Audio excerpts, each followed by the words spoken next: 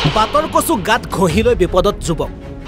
ফেচবুকত এডিআৰি প্ৰশ্নকাকত ফাদিল হোৱা বুলি ভুৱা পোষ্ট এডিআৰি অপপ্ৰচাৰ চলাই ৰঙাঘৰৰ আলহী সাহিল খান নামৰ যুৱক এতিয়া সাহিলৰ ঘৰত চলিছে আৰক্ষীৰ তালাচী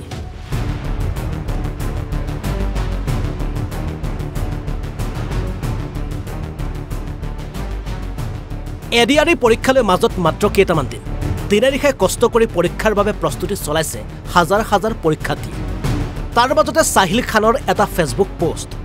এডিআৰি প্ৰশ্নকাকত ফাদিল হোৱা বুলি সাহিল খানৰ এই ভুৱা পোষ্ট তথা বিভ্ৰান্তিকৰ ফেচবুক পোষ্টত লাগিল হাহাকাৰ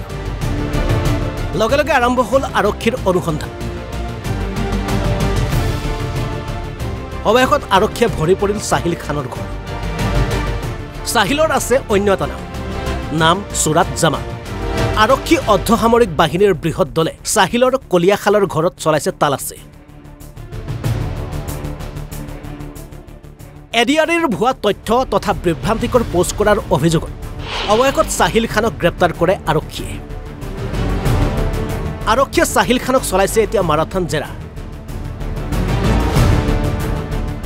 এতিয়া কথা হ'ল ফেচবুক চলাই থাকক কিন্তু হাজাৰ হাজাৰ পৰীক্ষাৰ্থীৰ জীৱনৰ সৈতে জড়িত হৈ থকা নিযুক্তি পৰীক্ষাক লৈ ভুৱা অপপ্ৰচাৰ কিয়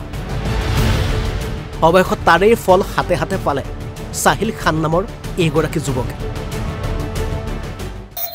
আমাৰ এটা ফেচবুক পোষ্ট এটা অহা বুলি আমি গম পাওঁ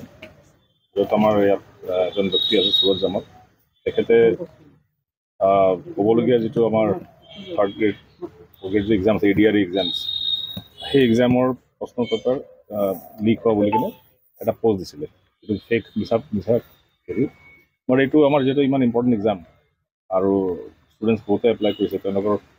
মনোবল ভাঙে বা এইটো এটা অপৰাধ হয় নতুন এটা এক্ট হৈছে আমাৰ আইন বনিছে গভৰ্ণমেণ্ট অফ আছামৰ এই পৰীক্ষাবিলাকত যে প্ৰশ্ন পেপাৰ ফাদিল হওক বা দুৰ্নীতি যিবিলাক সেইবিলাক বন্ধ কৰিবৰ কাৰণে তেওঁ এইটো ভাইলেট কৰিছে গতিকে আমি ইনফৰ্মেশ্যন পাই কেছ ৰেজিষ্টাৰ কৰিছোঁ মহাজনক এৰেষ্ট কৰা হৈছে বাকী আমি এতিয়া তদন্ত চলাই আছোঁ আমি চাই আছোঁ ইণ্টেনশ্যন কি আছিল তেখেতৰ বাট ডেফিনেটলি ভাল ইণ্টেনশ্যন নাছিলে ইমান ল'ৰা ছোৱালী যেতিয়া পৰীক্ষা দিব